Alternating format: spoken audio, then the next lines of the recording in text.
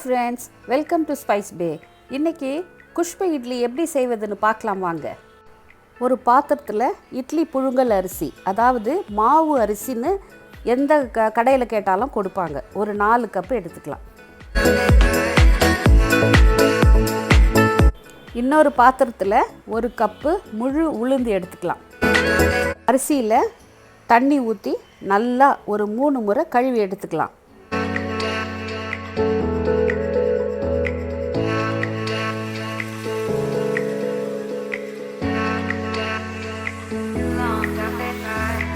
தண்ணி ஊற்றி ஒரு 4லிருந்து 5 மணி நேரம் ஊற வைக்கலாம்.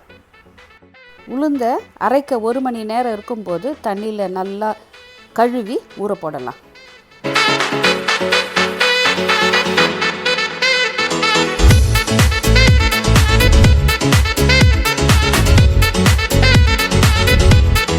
ஒரு 1/4 கப்பு வெள்ளை அவல் எடுத்து தண்ணி ஊற்றி வச்சுக்கலாம்.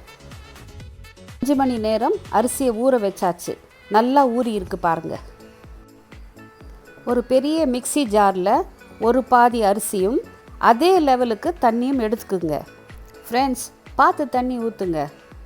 ரொம்ப தண்ணி ஊற்றுனீங்கன்னா மாவு தண்ணி ஆகிடும், பிறகு இட்லி சரியாக வராது.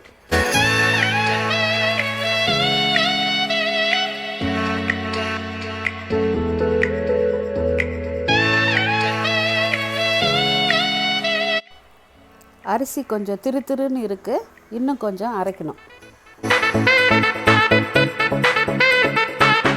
இப்போ பாருங்கள், அரிசி நல்லா அரைப்பட்டு இருக்குது. குஷ்பு இட்லிக்கு நல்லா நைஸாக அரைக்கணும். அரைச்ச மாவை ஒரு பாத்திரத்தில் போட்டுக்கலாம்.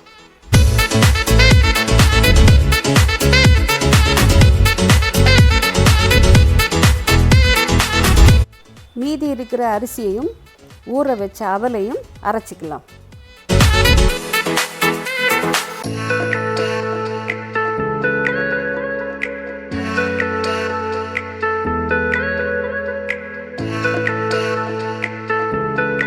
அடுத்தது உளுந்தை நல்லா கழுவிட்டு மிக்சியில் போட்டு கொஞ்சம் கொஞ்சமாக தண்ணி ஊற்றி பஞ்சு போல் அரைச்சிக்கலாம்.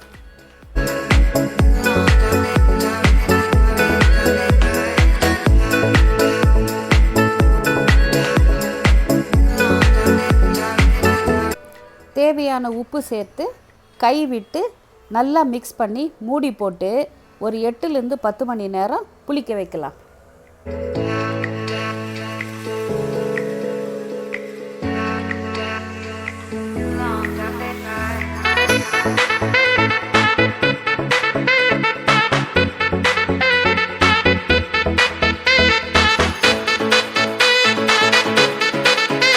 எட்டு மணி நேரம் முடிஞ்சிடுச்சு. பாருங்கள், மாவு நல்லா புளிச்சு எழும்பி இருக்கு.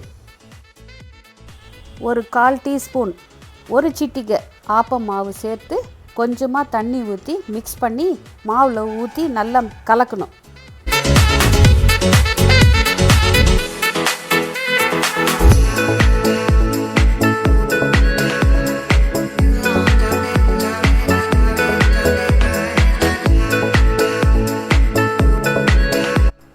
இட்லி தட்டில் எண்ணெய் தடவி தண்ணீர் ஊற்றிய இட்லி பாத்திரத்தில் வச்சு ஒவ்வொரு கரண்டி மாவை ஊற்றலாம்.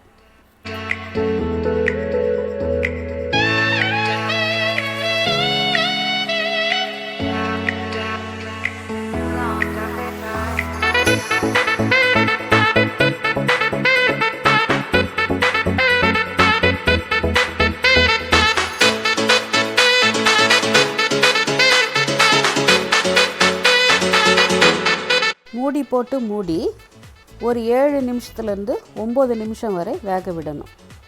பாருங்கள், இட்லி நல்லா வெந்து புசு புசுன்னு குஷ்பு இட்லி வெந்து வந்திருக்கு. ஒரு குச்சி வச்சு குத்தி பாருங்கள், ஒட்டாமல் வரணும். நல்லா வெந்து வந்துள்ளது.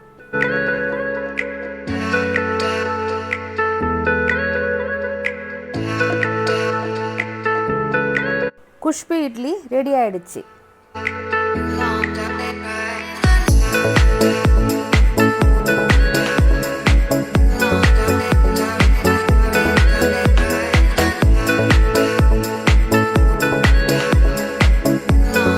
பாருங்கள் எவ்வளோ சாஃப்டாக மெத்துன்னு வந்திருக்கு. சாம்பாரோடு என்ஜாய் பண்ணுங்கள். இந்த வீடியோ பிடிச்சிருந்துச்சுன்னா லைக் பண்ணுங்கள், ஷேர் பண்ணுங்கள், சப்ஸ்கிரைப் பண்ணுங்கள். தேங்க்ஸ் ஃபார் வாட்சிங்.